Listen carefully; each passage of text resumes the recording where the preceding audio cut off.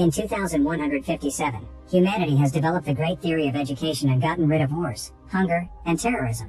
Earth's nature has healed, medicine has advanced enough to save people from any disease, and space traveling has become the norm. Max is traveling around the universe in his own spaceship while avoiding the calls from his family because they want him to go back to college.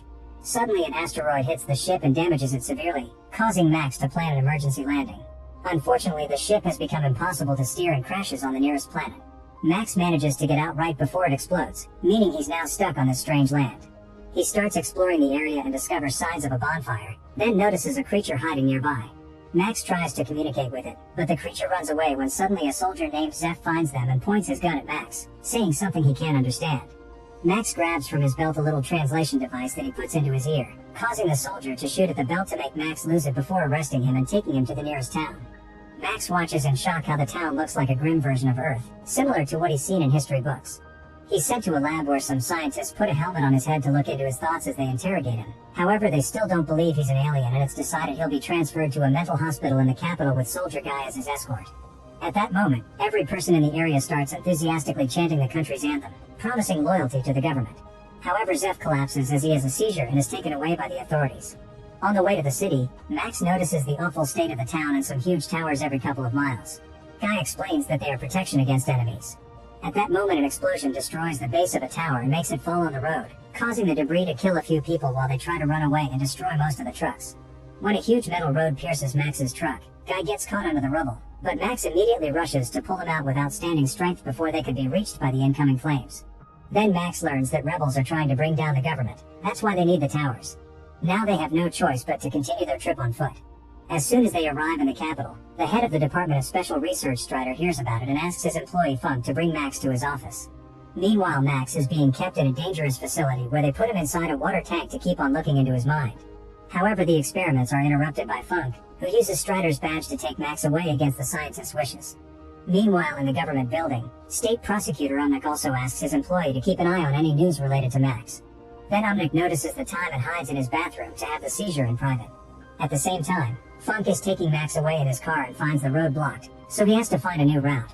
He's nervous because he's noticing the time, and at that moment, he starts having a seizure. As the authorities come to pick him up, all the locals begin chanting in favor of the government and call Max a degenerate for not chanting along. Taking advantage of the chaos, Max immediately escapes. In the government building, it's revealed that the country is ruled by a dictatorship under the power of the Unknown Fathers, who include Strike and Omnic. When one father makes a mistake, he's immediately killed by the others, showing they're ruthless even with each other. After wandering around the city for a while, Max ends up in a bar and meets the waitress Rada, quickly developing a crush on her. He also sees another customer get too handsy with her, so Max immediately calls him out for it. Furious, the man tries attacking Max with his cane, but Max moves fast and quickly disarms him, hurting his arm to scare him away. The rest of the afternoon, Max and Rada chat a lot. Max teaches her about Earth and space, and Rada is revealed to be Guy's sister. She also invites Max to stay in her home. On their way out, the customer from before blocks their way, eager for revenge. He's even brought backup, but Max is still faster and immediately dodges their sword attacks. Then the men fight him hand to hand, however their punches barely tickle Max and he beats them up in seconds. Then the rest of the gang arrives with bigger weapons, but no matter the number, Max can fight them all at the same time. Suddenly a man catches his leg with some rope and then they grab his neck with a whip, yet Max just uses these weapons to drag the enemy around and finish knocking them out. In the end, only the cane man is left and he throws a small sphere with blades at Max, who dodges it easily. Later at Rada's place, Guy also comes home and is shocked to see Max, but he remembers how he saved him and allows him to stay. Days start to pass and Max learns a lot about the local culture, like the fact they're playing his thoughts on TV as if it was a movie. The locals are also taught that they live inside the planet, not on its surface, and there are no other planets or stars. History says that the Unknown Fathers stopped the war against the rebels known as degenerates with the towers and saved the country. Guy is very enthusiastic about wanting to defend his home and invites Max to become a guard as well. Since Max has no ID or documents, Guy has to convince Commander Chachu to allow Max to join. First he has to go through training, so Max learns the chant and joins mission trials, during which he must run through areas on fire and shoot at signs representing degenerates. Max is an excellent shot, but his companion isn't, so Max gives him a few tips to pass the test. However, later Guy scolds him privately, telling him to never do that again because their superiors demand discipline. When they're at home, Max exercises hard while Guy asks him questions about the rule book to test his memory. Sometimes they also spar. In his free time, Max hangs out with Rada and they eventually kiss. When Max is finally accepted into the army, He joins his first raid in rebel lands. The soldiers storm into the buildings with the utmost brutality, using bombs and kicking people along the way. Max is shocked to discover that the so-called rebels are just terrified normal humans and immediately drops his gun. While the others arrest them, a rebel comes out of hiding and opens fire on them, but he's quickly knocked down and Chachu starts kicking him just for fun. Afterward, Max watches how dozens of normal humans are brutally arrested and pushed into trucks. Chachu asks him why he dropped his weapon and Max explains the word degenerated made him think he would see wild beasts, not just poor citizens. Chachu begins insulting the rebels and calls them trash but does admit they feel pain like everyone. However, Max explains he doesn't feel pain at all. Later, the fathers judge the rebels while flashing very hot and bright lights at them. Some prisoners deny any rebel activity, while others insult the fathers as they point out all the people they've killed. Depending on their attitude, some prisoners are sent to do daily work and others are executed. A rebel shows them the mechanical arm he had to get after the guard's cut is, and the fathers punish him by putting him inside a suit filled with a gas that burns his skin. Max has to watch it all while hiding his disgust. Later, he tries to tell Guy how wrong all this is, but Guy argues back and defends his government's ways. With Max being so public, Funk finally finds his location. Later in the evening, Guy and Max are called to Chachu's office, so by the time Funk gets to their place they're already gone. After what happened earlier, Chachu wants Max to prove his loyalty, so he takes him to the forest and asks him to shoot the two rebels with death sentences. Max takes the rebels away pretending he will shoot them, however he lets them go instead.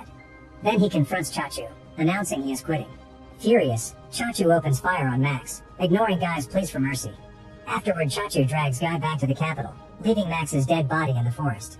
In the meantime, the fathers are discussing tactics to finally put an end to the rebels' attacks. However, Omnic points out this would be a great moment to put together all their guards into a huge army, implying he wants more war. The others like the idea of a full invasion, but they'll have to find a way to make the public accept the idea of war starting again, perhaps by planning a fake assassination attempt. In the evening, the rebels in the forest find Max and are shocked to see he's still alive because his body recovers very fast. Max explains Earth's health technology and points out his people don't know the meaning of fatal wound. He can only be stopped by a shot directly to the head. In return, the rebels explain that the fathers are dictators who took power by force and the towers aren't for defense. They actually send out waves to brainwash people. That's why they always go through a patriotic frenzy at the same time twice a day. Some people are immune to these waves and have seizures instead, but the government's propaganda has marked them as degenerates so they can hunt them down. At that moment the towers send their waves, so the rebels put a stick in their mouths to avoid choking while they have a seizure. In the city, Omnic does the same thing in private. Thanks to his earthling body, Max doesn't suffer pain at all, so he helps the rebels go through it. Afterward, Max and the rebels cut down a fence to cross into tower territory. As the rebels open fire on the soldiers and the alarm is raised, Max runs through the facility without fearing incoming bullets and knocks down any soldier who dares to get in his way with his bare hands. A few rebels are killed and others try to hide behind walls to continue to shoot the enemy to the very end. Max manages to get under the tower and installs a bunch of bombs before running out, tossing a rope through the hooks on each rebel's clothes to drag them out with him regardless if they're alive or not. Thanks to Max's strength, the group manages to escape to the forest right before the tower is brought down by the explosion. Unfortunately, another rebel dies from his injuries, leaving Max and one man as the only survivors. Sometime later, Max sneaks back into the city and reunites with Rada, unaware that a neighbor sees him and calls the authorities. When Guy comes home, an argument ensues, and Guy tries to kick Max out. At that moment the authorities arrive, so Max immediately runs out to keep the siblings out of danger and starts beating up the soldiers waiting outside. He's quick and efficient, but unfortunately Chachu takes Rada hostage and Max has no choice but to surrender. Afterward, Max is thrown in jail with a bunch of prisoners, including Zeph and the guy with the metal arm. Meanwhile, Strike visits Omnic, who makes him sit on a chair so narrow that makes guests uncomfortable on purpose as subtle torture. Since Omnic is in charge of the re-education program, Strike wants him to release Max so he can study him, and they discuss a deal. However, after Strike leaves, Omnic sees Max's profile and learns he doesn't have seizures.